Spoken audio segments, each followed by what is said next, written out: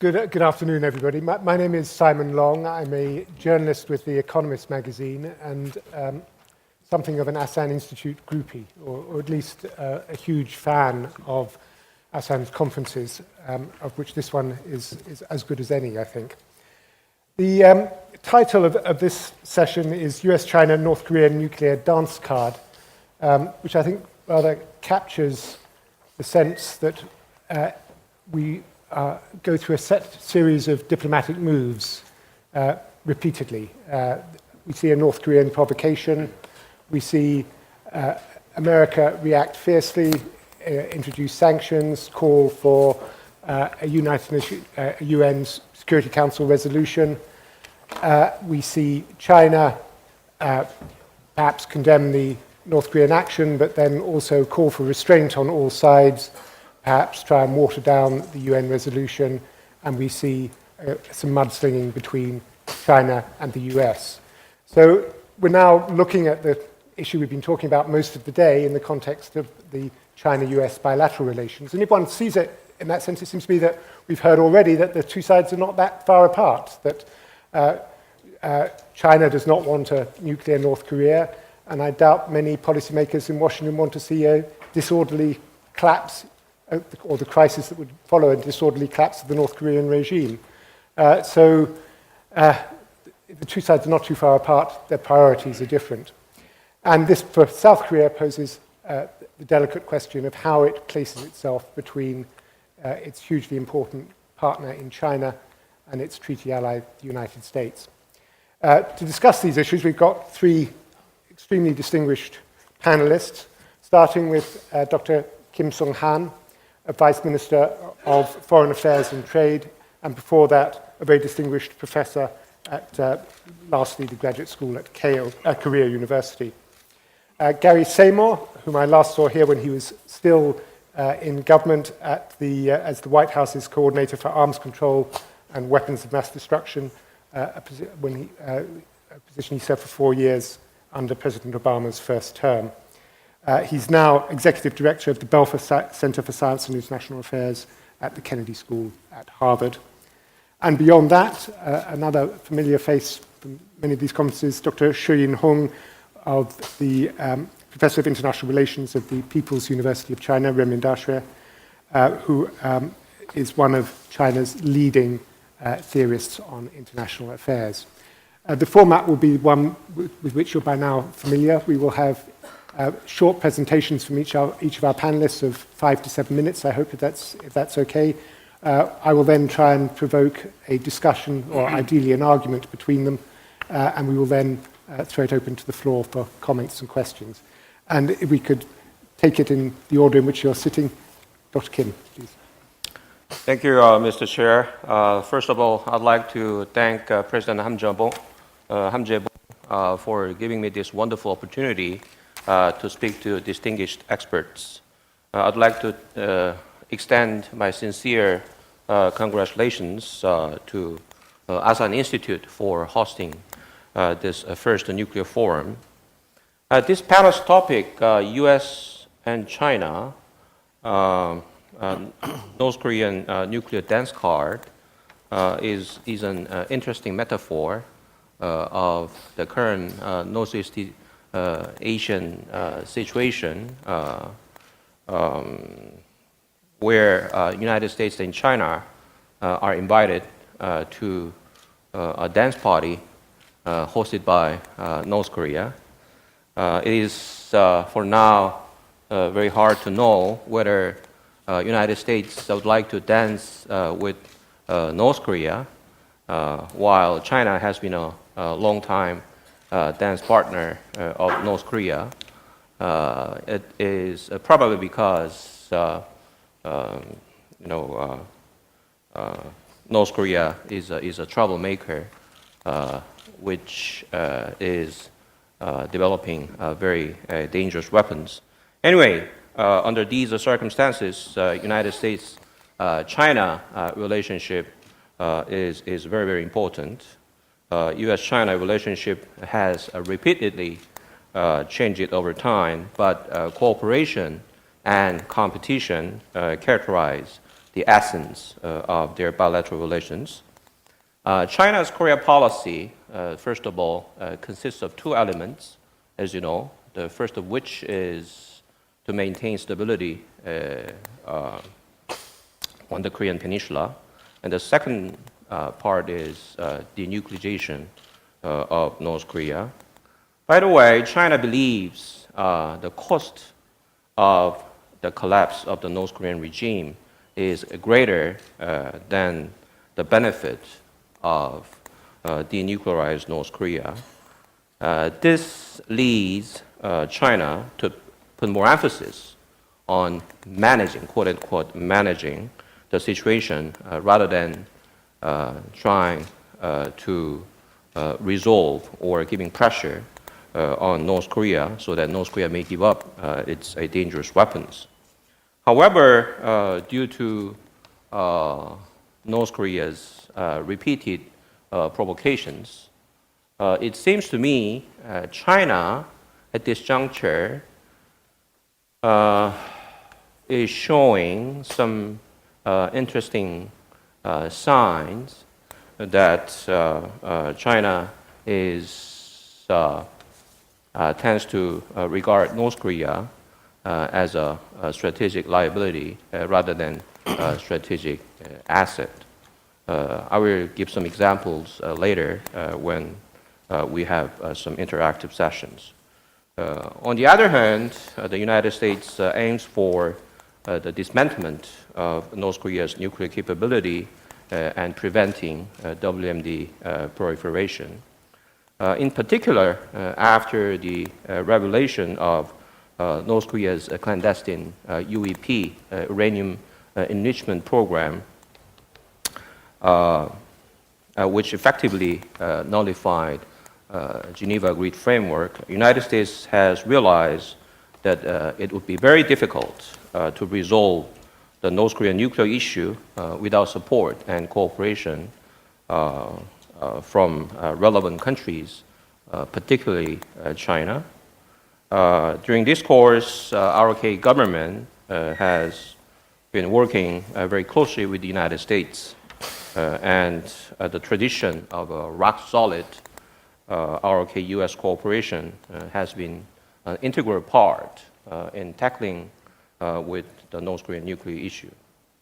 As such, the U.S.-China kind of interests, mutual interests, that do not necessarily contradict each other, then China needs to do something so that North Korea may no longer host a nuclear dance party that makes nobody happy. Then what can South Korea do to solve the North Korean nuclear problem while the United States and China are pooling their wisdom and strengths to address this issue? One thing for sure is that South Korea is not required to and should not try to choose one over the other between the United States and China. South Korea should maintain firm deterrence against North Korea based on a strong strategic ROK-US alliance, while at the same time maintaining and promoting strategic cooperative partnership relationship with China. Finally, the forthcoming ROK government continues to hold fast to the policy that North Korea's nuclear weapons program can never be tolerated.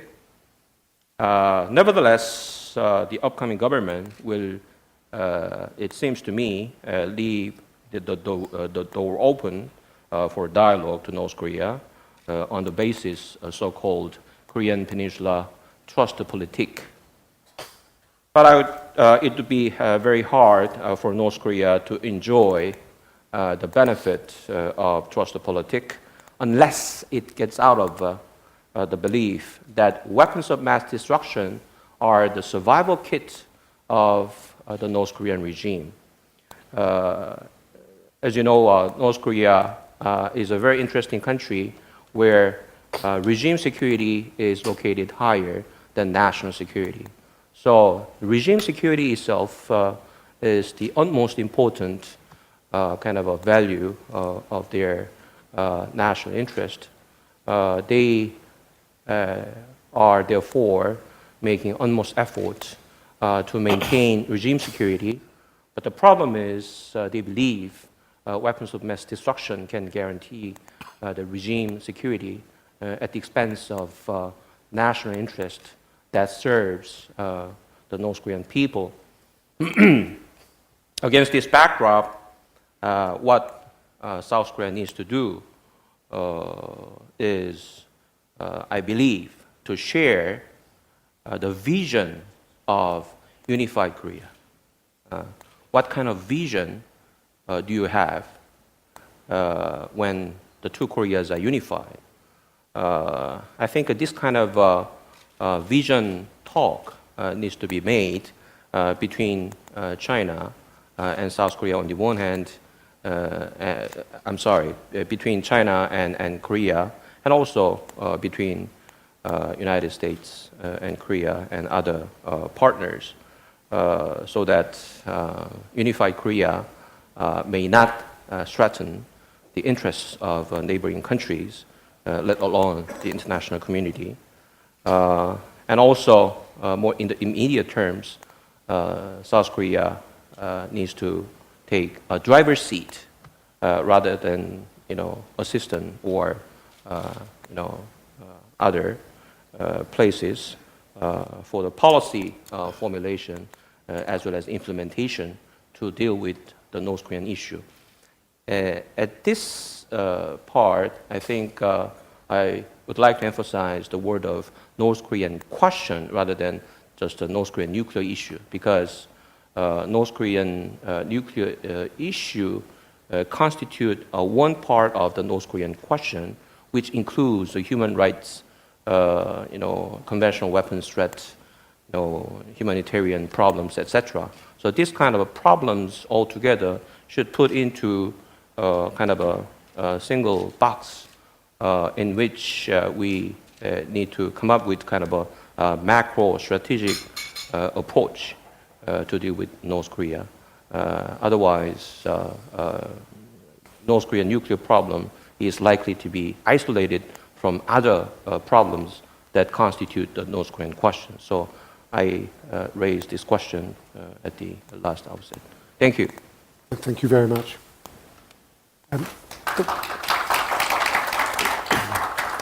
Dr. Seymour. Thank you, Simon. I think the North Korea nuclear dance card presents Chinese leaders with a strategic dilemma. On one hand, Beijing understands that North Korea's nuclear and missile program poses a direct threat to China's national security interests over the long term. Every time North Korea conducts a nuclear test or another missile test, it undercuts China's ultimate strategic objective of replacing the United States as the dominant power in Asia. Instead, China sees the United States using nuclear activities and missile activities in North Korea as a basis on which to empower a stronger U.S. military presence in East Asia, and to strengthen U.S. military ties with the ROK and Japan, including in missile defense, which could pose a direct threat to China's own nuclear deterrent. In the long term, the Chinese also know that North Korea's nuclear and missile program will place increasing pressure on the ROK and Japan to consider their own nuclear weapons possibilities, and that would pose a direct threat to that would counter China's position in East Asia. I remember a few years ago, a senior Chinese communist official told me that he believed the U.S. secretly welcomed North Korea's nuclear program because it was part of an American plan to help contain China, by encouraging further nuclear proliferation in the region. On the other hand, the Chinese face a near-term fear that confrontation over North Korea's nuclear and missile programs will explode into instability and conflict on the Korean Peninsula. In particular, Beijing, I think, is afraid that excessive punishment and pressure will destabilize North Korea or provoke Pyongyang to lash out with military actions that could lead to a full-scale crisis on the peninsula. And whether through instability in North Korea or through conflict on the Korean Peninsula, China fears that North Korea will cease to exist and the peninsula will be united under a government friendly to the United States. And in China's view, if this happened, it would weaken China's hand in the overall strategic competition with the United States for dominance in Asia. So the result of this strategic dilemma that China faces is that China plays a middle game between North Korea on one hand and the United States and its allies on the other hand. On one hand, I think Beijing genuinely tries to use its diplomatic leverage to persuade North Korea not to conduct missile and nuclear tests, not to carry out military provocations on the peninsula. And I think China is very angry when North Korea rejects this advice. But on the other hand, if North Korea proceeds despite Chinese objection, Beijing tries to moderate the response from the United States and allies, for example, by blocking or weakening UN Security Council action to try to remove sanctions that Beijing fears will cause Pyongyang to take retaliatory measures and increase tension on the Korean Peninsula. Above all else, the Chinese policy is to avoid conflict and promote diplomatic efforts, including the six-party talks or even bilateral U.S. DPRK talks, in order to remain calm, in order to maintain tranquility on the peninsula. I don't think this pattern of behavior from Beijing is likely to change in the near future, because I think it's rooted in a fundamental strategic dilemma that China faces, not just toward North Korea, but as I suggested, toward its relationship with the United States. Nonetheless, I think it's obviously important for the U.S. to continue to work closely with China in pursuit of what are, after all, common objectives. Both countries want to preserve peace on the Korean Peninsula, and both countries want to limit and eventually, if possible, disarm North Korea in terms of its nuclear and missile programs. In the first instance, I think the Chinese government can be more cooperative in terms of doing a better job of controlling exports from Chinese territory that could end up in North Korea's nuclear and missile program. And you're all aware of a recent incident in which some of the trucks that the North Koreans used to transport what they said were their road mobile ICBMs came from China. And I don't think the Chinese government deliberately allowed those exports to take place, knowing that they would go to the Chinese missile program. I think the North Korean company that purchased those probably lied about where they were intended. And I think the Chinese government could do a better job and has an interest in doing a better job controlling those kinds of exports. But more broadly, even though Pyongyang has shown that it is willing to ignore Beijing's advice, I think the North Koreans have to be careful that they don't antagonize and alienate China so much that the Chinese are more prepared to support economic and political pressure against the North. And we know that there are some people within China who have started to talk about North Korea as a strategic liability. I don't think that's the dominant view now, but the North Koreans have to be careful they don't act in such a way as to strengthen that view in China. Because from China's standpoint, from North Korea's standpoint, the nightmare in the nuclear dance card is that the U.S. and China dance together against North Korea. Thank you. Thank you very much. Professor Shah. First of all, I have to thank and a lot of thanks for ASEAN Institute and President Huang and for giving me this chance. And I want to focus on modern dances. And the dances between China and North Korea on one hand, and mostly in dances between China and the United States on other. And so I would like to talk so-called volatility of relations between China and the nuclear DPRK under Kim Jong-un, with consideration of so-called US elements. I think that there have been 4 phases of relations between China and the nuclear DPRK under Kim Jong-un up to now,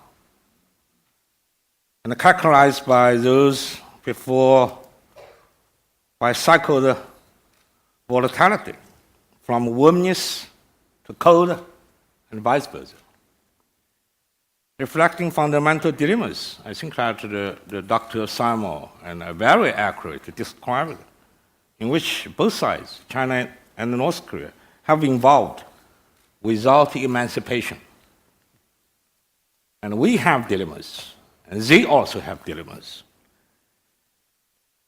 And in the first phase, lasted about 7 months, though China did all China could to contribute to the internal stability of North Korea in Kim Jong-un's untested beginning in power, Pyongyang's attitude was out of China's expectation, ushering a period of bilateral relations largely opposite to that since autumn 2009, and which could be called virtually a renewal of the alliance. China this time had a short temper, shorter than the previously toward Kim Jong-il, and giving a primary vent to its constrained anger when the United Nations Security Council crafted a chairman-person statement shaped by China and other council members, which not only condemning very strongly North Korea's rocket launching in April 2012, but also tightening the UN sanctions against North Korea. This is the first phase. However, the next phase, in an opposite direction, began suddenly when Vice Marshal Choi Yong-hai, number 1 agent of Kim Jong-un in North Korea's armed forces, declared toward the end of July 2010 that North Korea would never forget that Chinese troops fought shoulder by shoulder with North Korea during the Korean War, and thereby, and in his words, set a noble model of internationalism. This is proletarian internationalism. Then Kim Jong-un himself, in his first reception of a foreign delegation, met a high Chinese official, expressing his, in his words, unswerving will to deepen bilateral friendship, while Uncle Chang Jong-chak, the mastermind behind Mr. Kim, arrived at Beijing to talk with Chinese leaders, including President Hu Jintao, resulted at least an agreement on the joint development and management of 2 economic zones. It seemed that the entangled alliance between China and North Korea would be, at that time, renewed. But toward the end of the year, Pyongyang's attitude toward China can be regarded as having returned to complicated normalcy of entangled alliance. And following this ambiguous phase, last about 3 months, with China's new leadership headed by Xi Jinping taking power in Beijing, the bilateral relations entered into their planned stage, planned phase, one with the prospect of becoming the coldest period in a decade. North Korea launched its long-range rocket with a satellite on December 12th last year against China's repeated opposition. And China almost suddenly agreed to enact a UN sanction resolution 40 days later against what less than nuclear test. This was extraordinary resolution and extraordinary turnabout on the part of China. Henceforth, North Korea's public accusation of China without naming names. And henceforth, compatible with what it did in 2006 and 2009 for its previous nuclear tests. North Korea conducted its third nuclear test, accompanying with its declaration that this third nuclear test was just a revenge, among other things, against the above UN Security Council sanction resolution. China in anger will certainly agree to force UN sanction resolution against North Korea, which surely would have harsher international sanction measures. There might be also a possibility, in my personal guess, of China's extraordinary national sanction, probably not publicized. That is, reduction or withheld of part of China's assistance to North Korea for a while. Therefore, in the most recent weeks, China seemed to return to the old hopeless cycle of swings between hard and soft from 2003 to 2009 without any major success to influence Pyongyang. What has been about the United States element in all the above? And this is my speculation about the second dance between your country and my country.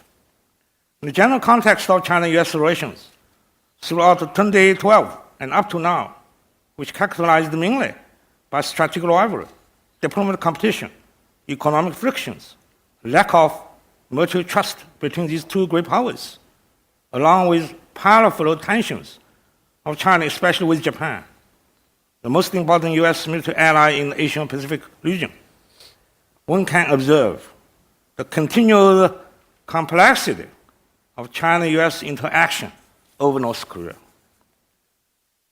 Besides the US parallel attitude or cooperation with China in contributing to the maintenance of DPRK internal stability during the beginning of Kim Jong-un's power, together with the surprising and short-lived trade-off agreement between the United States and North Korea announced on February 29, 2012, which both sides seem not to consult or even inform China in advance.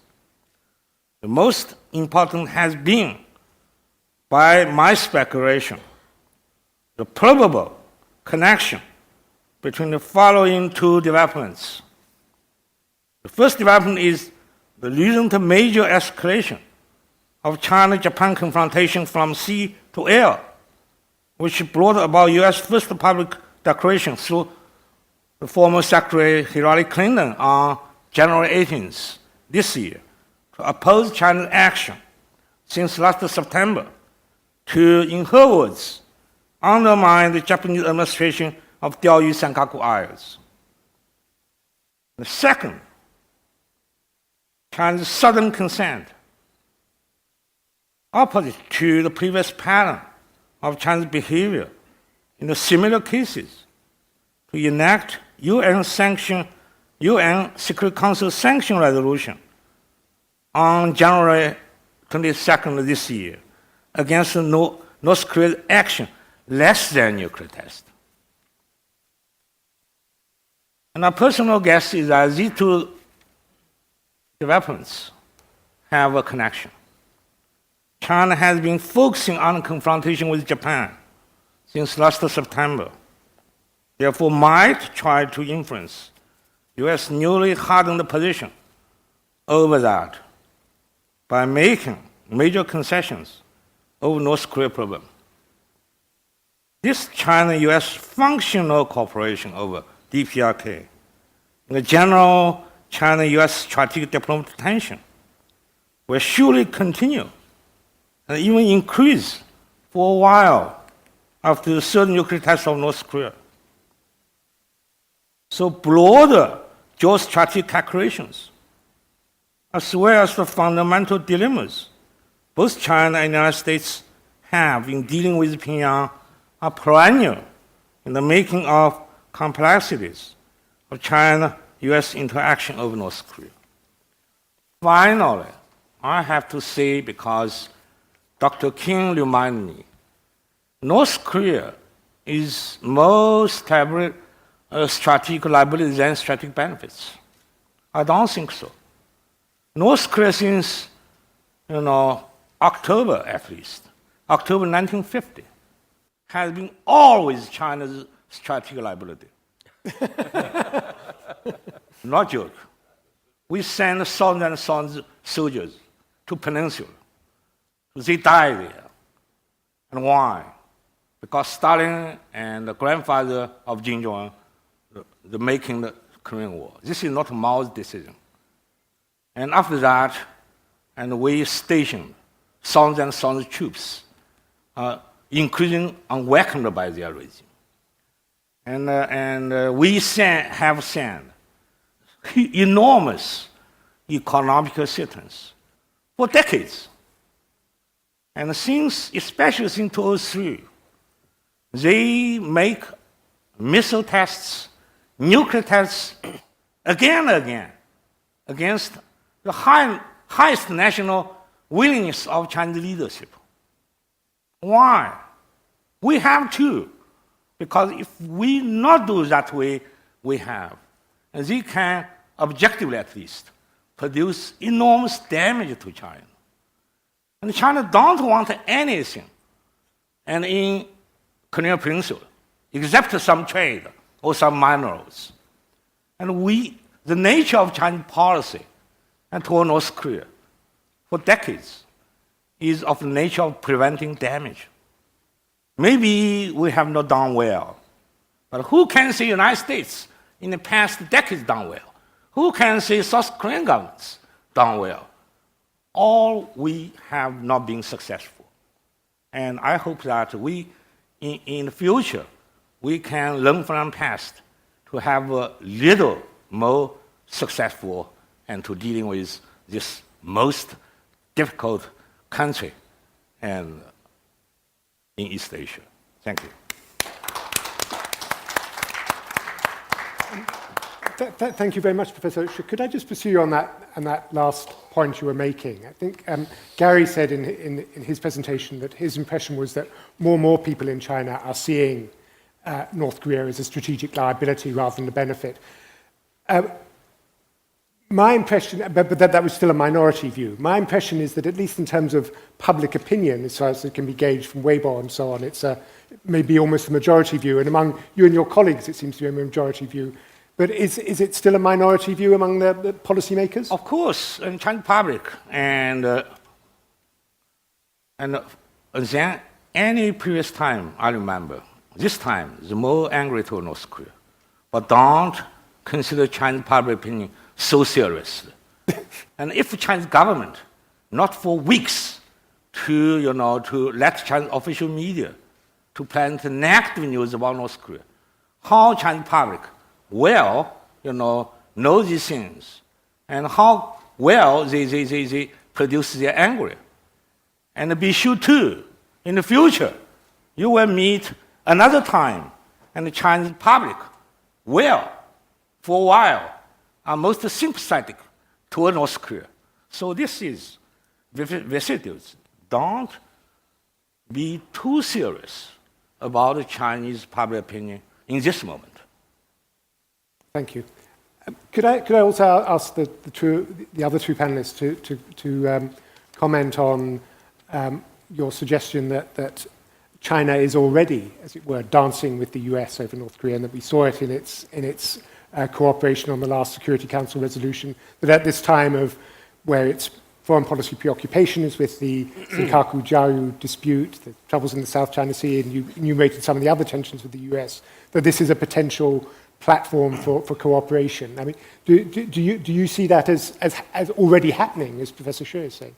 Well, I mean, I thought it was interesting that Professor Xi connected recent Chinese behavior to the increase in tension between Tokyo and Beijing over the islands, because I would argue that China's dancing game on North Korea goes back much earlier than that. I mean, in 2006, for example, when North Korea conducted a test, the Chinese were very angry. Chinese government was very angry. The Chinese government supported a UN Security Council sanctions resolution while trying to eliminate those sanctions that China feared would cause instability or conflict. And I think China behaved exactly the same way in 2009. China tried very hard to discourage North Korea from breaking the agreement it had with the Bush administration.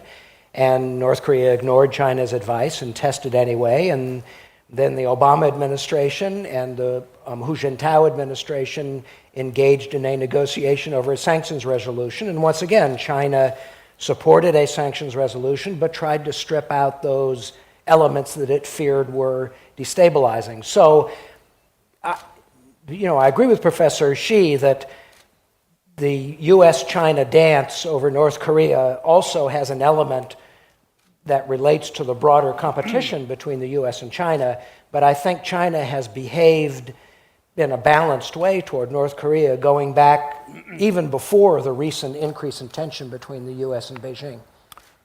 So perhaps we could ask Dr. Kim to comment as well, and then come back to you. First of all, I don't think China is quite ready to dance with the United States against North Korea. By the way, China must be pondering over a variety of options, including putting pressure against North Korea. I don't think China is a country which takes public opinion too seriously. But one interesting kind of a phenomenon of recent days is that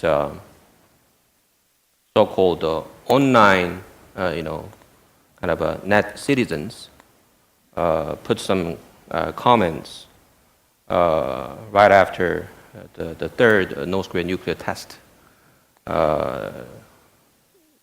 If you scrutinize those comments, you can discover some difference from the previous comments. North Korea is to blame. This kind of critical views have outnumbered some sympathetic comments. I think this is kind of a meaningful kind of a change on the part of China. I hope Chinese government needs to take this kind of newly emerging phenomena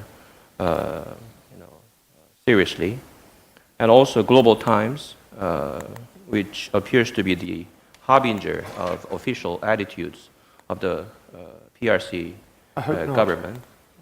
You hope not? Put some interesting editorial by saying that Chinese government needs to reduce its own humanitarian aid to North Korea because North Korea has conducted nuclear tests in violation of the UN Security Council Resolution 2087. So this kind of emerging changes, I think, are not quite new but meaningful. So I think China needs to take them into account from a very objective point of view. And secondly, I hope China needs to get out of somewhat dichotomic view in which unstable North Korea without nuclear weapons on the one hand, and stable North Korea with nuclear weapons. You have to choose one between the two. I don't think North Korea nuclear issue is such an dichotomic issue. So I hope China needs to get out of that kind of a dichotomic view. Instead, we need to come up with kind of a new design in which North Korea without nuclear weapons can come up with stability, as we have witnessed previously in the case of South Africa or Ukraine And the closest model or role model is South Korea, which has been developing economically and politically, even without nuclear weapons. Professor Xu wants to respond, but Gareth, is your an urgent intervention?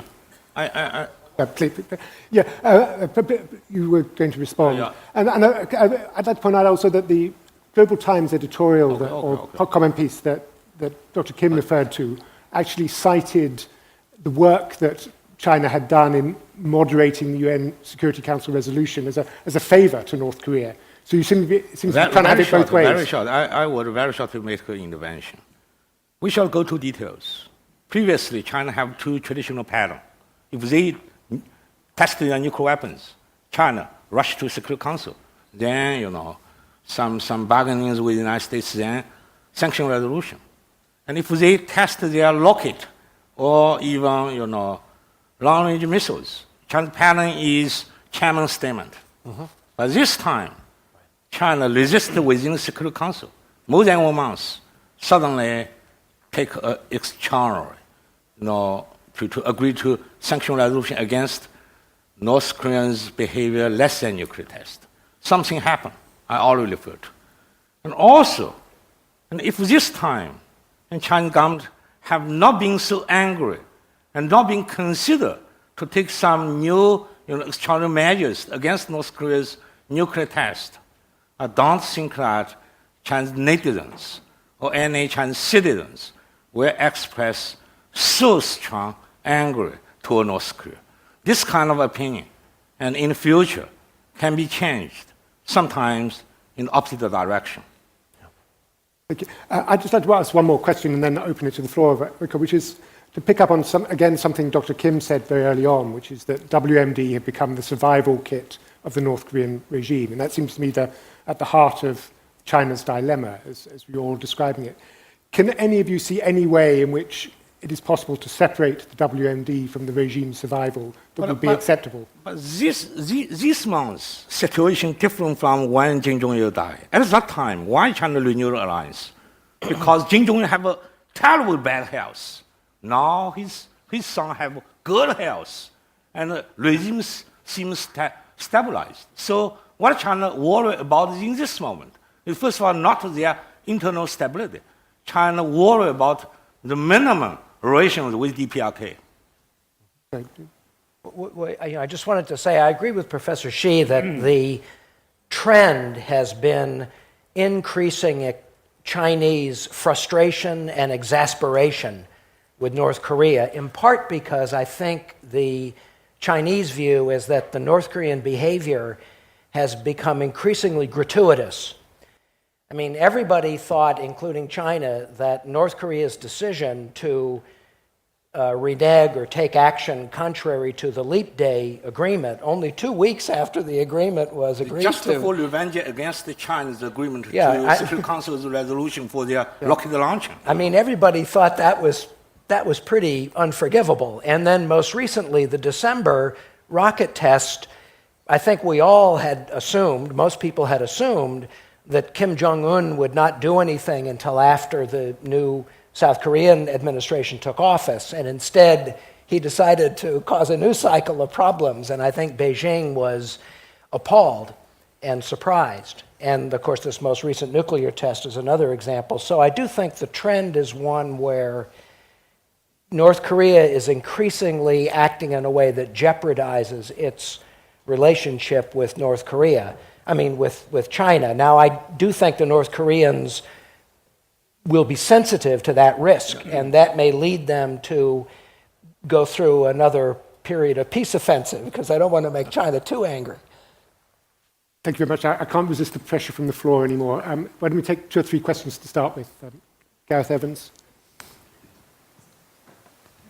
On the question of North Korea as strategic asset or strategic liability to China, I'd like to ask Gary Seymour to defend a bit more the second horn of his dilemma when he said, as I recall, that anything which might create an accelerated unification of the Korean Peninsula would give China the strategic horrors because of greater perceived influence for the US. Yes. I'm just wondering, I mean, I agree with what you said about the first horn of the dilemma, other ways in which bringing US closer to Korea and South Korea and Japan would give a degree of neuralgia to Beijing. But isn't this a bit sort of old-fashioned, this argument about the need for China to have a buffer state between it and South Korea? I mean, my conversations over the years have indicated rather greater degree of relaxation on the unification issue than you were putting. Would you like to hang on to that position in the light of what Professor Xi was saying, or would you modify it a bit?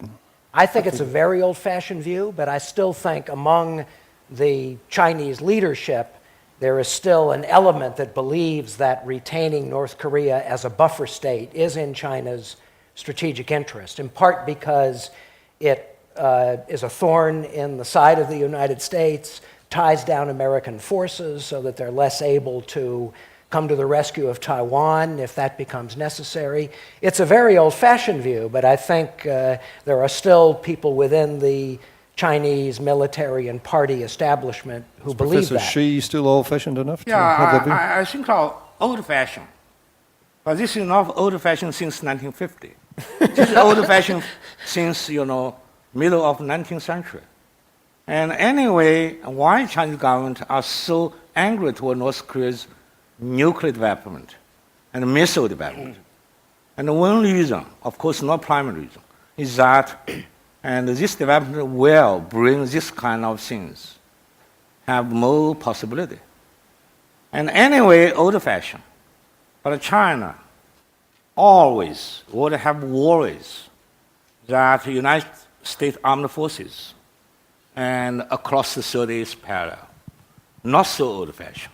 Of course, and the Chinese leaders, especially Xi Deng Xiaoping, are not so, not emancipated from all old thinkings.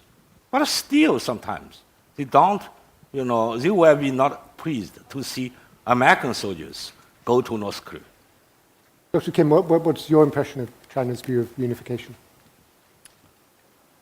First of all, I need to apologize for making such an old-fashioned view. Whether strategic liability or strategic asset, but for sure, North Korea will be able to become a strategic asset if North Korea transforms itself in a decent country or a normal country by giving up its nuclear weapons, by becoming a responsible state in the international community. Then, for sure, China will take it as a strategic asset. But it's controversial at this moment because North Korea is yet to become a normal state. By the way, at the country level, I think China is the only country who has the influence over North Korea, so that North Korea can separate weapons of mass destruction from the regime survival or regime security, as you asked about.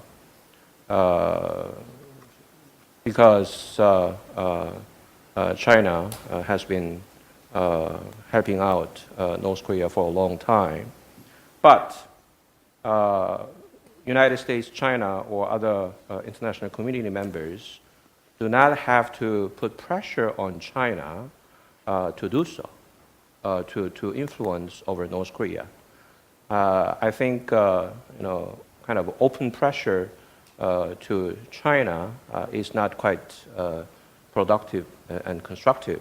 Instead, at the government level, we need to talk to each other so that China may do something important in a quiet manner, not in a vocal, manner. So that is important. Do you want a very brief intervention, and then we'll take a question from here? Okay. Can we get the microphone there ready? I think, of course, No, go ahead. everyone said that China have a magic, instrument. No. But time has run out. If in the past 10 years, I always ask my government to consider the possibility to reduce partly assistance. They have no choice. And now, North Korea love nuclear weapons, missiles to their bomb, and even we cut off in a permanent basis. And China economic assistance. I don't think Kim Jong-il will surrender. And he will mobilize their parents to explore their fields. Maybe I think that we lost the chance, international society, lost the chance already. Thank you. Thank you. Dooyeon Kim, Center for Arms Control Non-Proliferation. I have two quick questions. The first is there is a belief that you're most effective getting North Korea at the top because North Korea operates top-down. Politically, it's impossible for Seoul or Washington to hold summits with Kim Jong-un. Is there an opportunity for China to be the one to regularly, over a long period of time, directly engage Kim Jong-un, groom him, court him, influence his thinking before his own thoughts are cemented because he's still so young, because he's still in the development stage? The second question is, when we talk about US and China cooperation, if we zoom back a bit, and we think about the US-Asia pivot or rebalancing policy, that policy really did not have the North Korean nuclear issue in mind when it was devised. And there have been some concerns that because there are bigger, grander, more complex issues, bilateral issues. But there have been concerns that if, in the event that US and China experience tension on those other bigger bilateral issues, those tensions might be manifested in conflicts in other neighboring countries. For example, perhaps the Korean Peninsula might become a so-called battleground, even though it's not directly related to these US-Chinese bilateral tensions.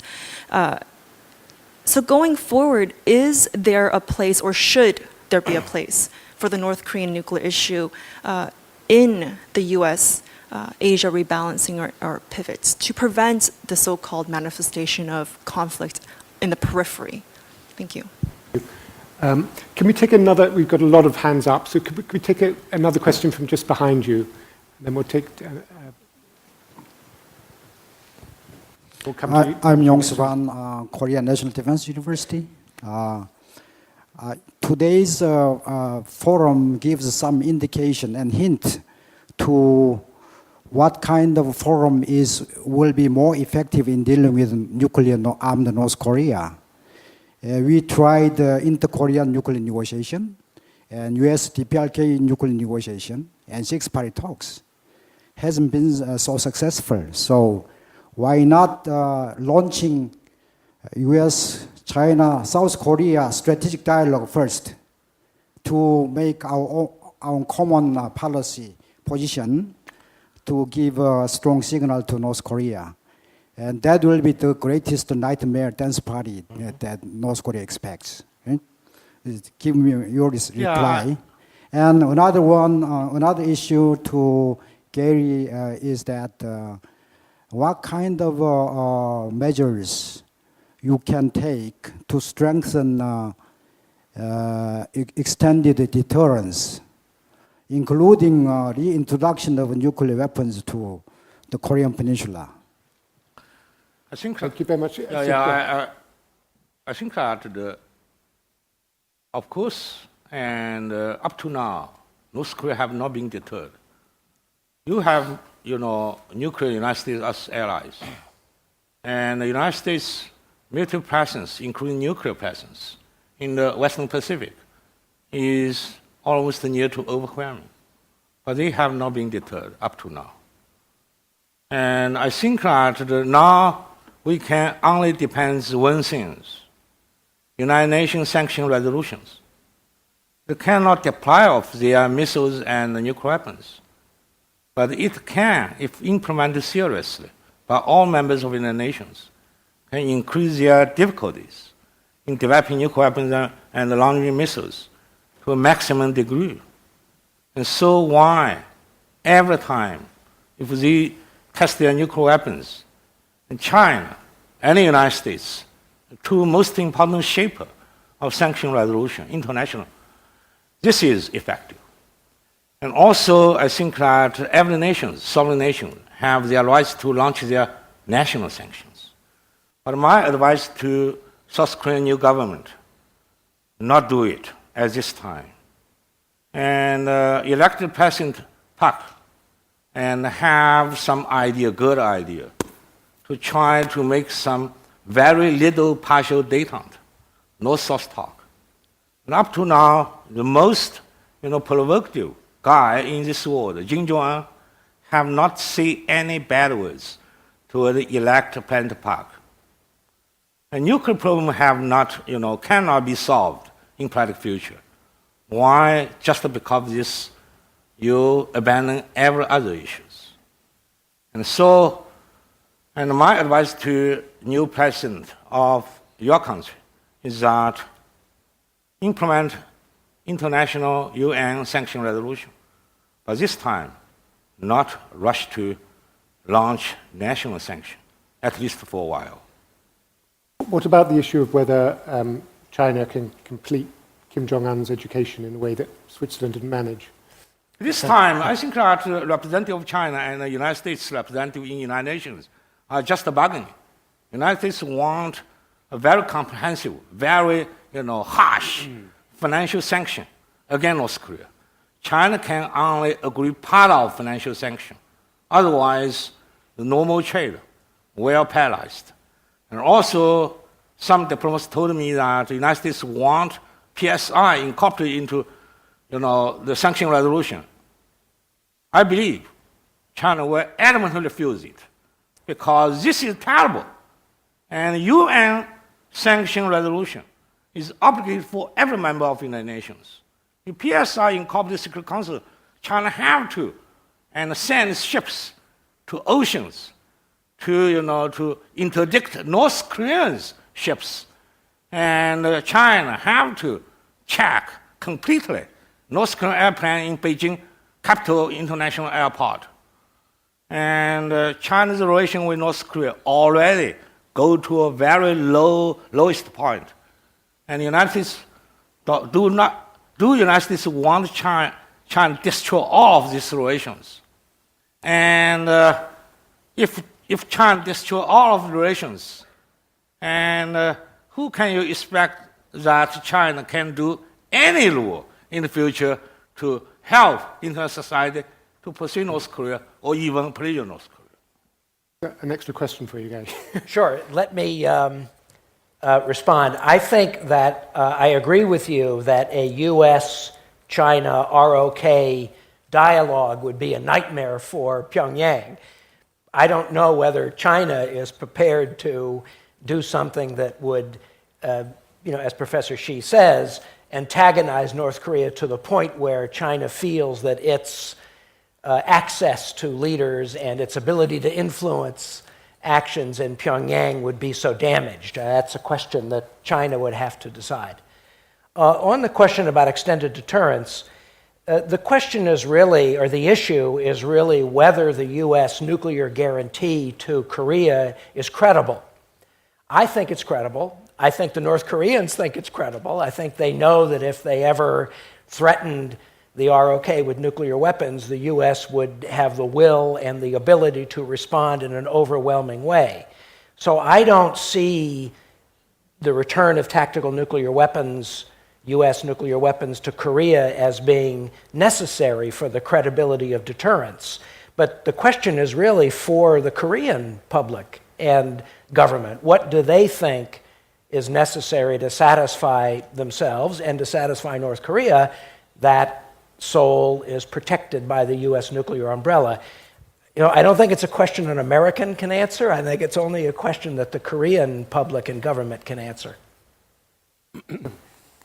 With respect to the Kim Do-yeon's question about the place of North Korea policy within the U.S. rebalancing strategy in Asia, I agree with you because North Korea policy was treated rather light because the United States put more emphasis on China and Southeast Asia. Before rebalancing came out, the United States, as you know, was preoccupied with the Middle East. Then the United States discovered the importance of Southeast Asia, where the influence of China was rapidly growing. And the second reason was that the Obama administration at the time was implementing so-called strategic patience policy to North Korea. Now it is time for us to revisit strategic patience so that we can come up with more effective deterrence vis-à-vis North Korea. And Korea, ROK, China, US trilateral dialogue, I think the theme of the dialogue is supposed to be unification of Korea, rather than discussing some sensitive issues, such as how to deal with the North Korean contingency. So I think a vision or visionary issues should be discussed. Then I think China could take it less seriously, and then China would like to join this very productive discussion, trilateral discussion. Extended deterrence, theoretically speaking, this apparently contradicts the US nuclear free world policy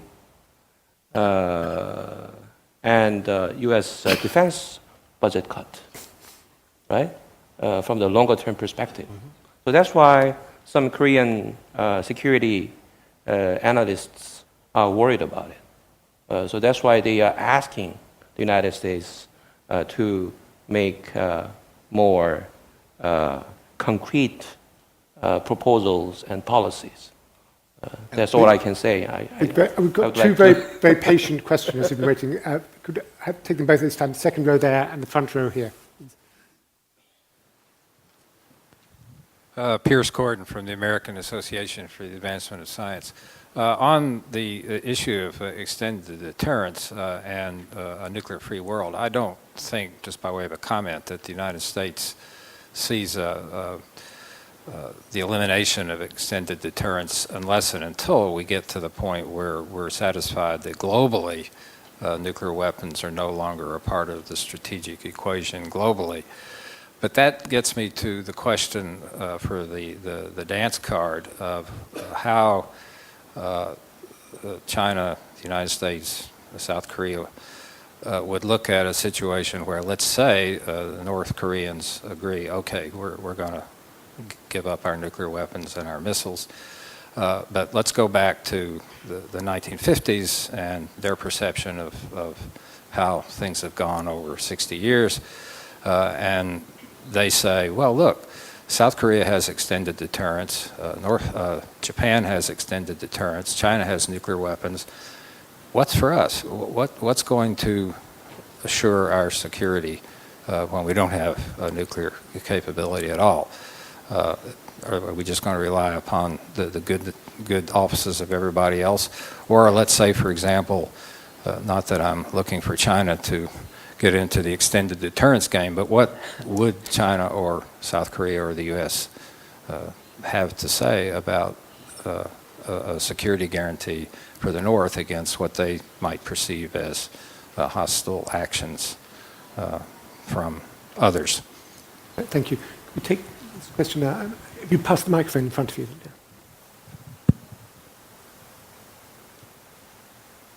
Please. Thank you for Simon Long. I'm Professor Chodang University professor. I'm Department of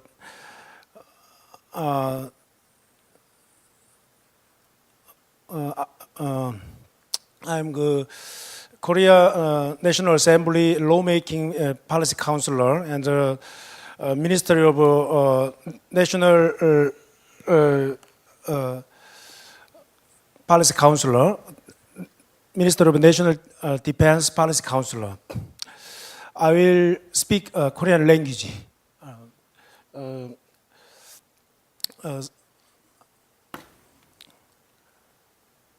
번역기 성능을 한번 테스트를 해볼 필요가 있을 것 같습니다.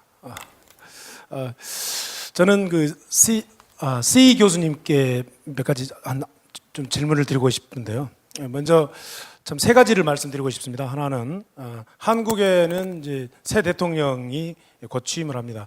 새 대통령에 대한 과반수 이상의 지지를 한 이유는 한반도 프로세스라고 하는 그 대북 문제, 한반도 평화에 대한 국민들의 신뢰와 기대가 컸기 때문이라고 저는 참 진단을 하고 있습니다.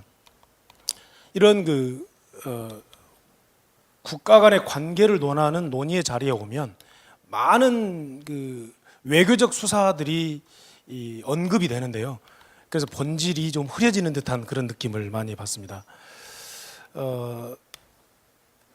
한반도의 상황은 시간이 흐를수록 점점 위기의 국면으로 접어들고 있는 것 같습니다. 최근에 장거리 미사일 발사나 또한 핵실험 같은 것들을 봤을 때도 그렇습니다. 한국의 대다수의 국민들은 중국이 북한을 두둔하고 있기 때문에 한반도의 위기가 더 깊어간다고 생각하고 있습니다. 그 증거는 I'm very sorry, but could I ask you to come to a question because Okay, because thank you, yeah. we're running out of time and a lot of people in the room don't have this benefit, so they can't understand you. And you haven't actually asked the question yet. 그 이유는 한국의 천안함 폭침 그리고 연평도 피격 그리고 최근에 장거리 미사일 발사에 대한 중국이 북한을 대하는 그런 태도를 봤을 때도 한국의 대다수 사람들은 그렇게 중국이 북한을 두둔하고 믿고 있습니다. 이 점에 대해서 이제는 마인드를 바꿔야 된다는 참 생각을 갖고 있습니다. 어떤 생각이냐면 한반도가 이제는 평화의 공간이 돼야 된다. 한반도가 이제는 세계 평화를 위한 그런 평화의 공간이 돼야 된다고 저는 생각을 하고 있는데 시 교수님 어떻게 생각하시는지, 그리고 그렇게 한반도가 평화의 공간이 되기 위해서는 중국이 먼저 달라져야 된다라고 저는 그렇게 생각을 하고 있습니다. 시 교수님 어떻게 생각하십니까? Okay. I still thought that was more. I didn't hear a question at the end of that. I thought it was more a comment. But there's one more here. Collect more questions. Yes, one more, and then we can answer them all together. My question is for Kim Sung-han. My understanding is that American tactical and theater nuclear weapons that were salient to the Korean Peninsula were withdrawn in 1991. And there's no prospect of them coming back for reasons that you noted yourself, to do with the budget as much as anything else. And the sky didn't fall down in the 1990s or during the very dark years of US DPRK relations from the 2000 through 2008 period. So it seems to me that nuclear extended deterrence in one form or another, albeit now recessed instead of forward deployed, relying on strategic weapons to still cast a threat towards North Korea, have operated continuously and effectively in the area where it's been most salient, which is all-out war in the peninsula, for which we've not seen any evidence that North Korea has any intention to undertake at the moment. That's a question for you, which is why is it necessary to think about the introduction of nuclear weapons? I hear a lot of talk about this here, given that it's clear that we have evidence to look at in this regard in the last 2 decades.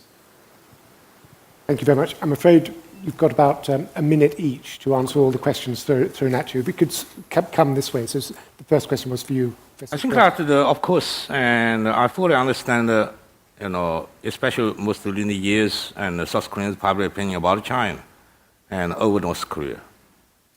But on the other hand, and I think that Chinese foreign policy, dictated by Chinese understanding of situation, dictated by Chinese, interest, and this interest, I think that Dr. Samuel already, tell the complexities, and we hope that we can have increased friendship with South Korean people, but sometimes we still cannot do all they demand.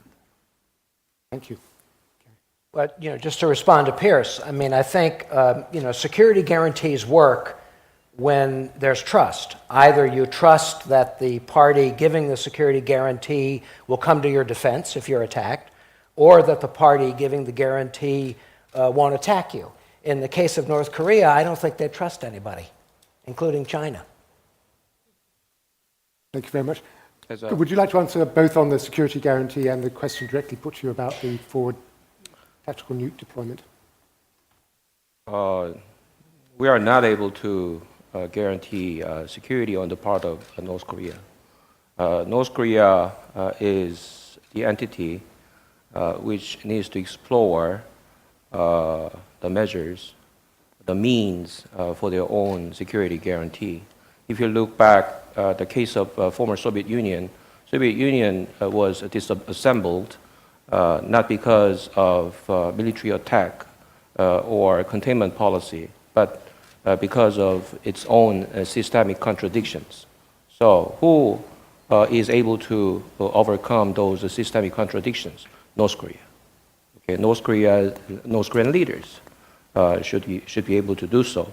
Extended deterrence. As a government official, we do not think reintroducing tactical nuclear weapons into this territory is a viable option. Okay, but as I already mentioned, if you look around, many debates going on about nuclear-free world, and the U.S. defense budget is being cut, so they are worried.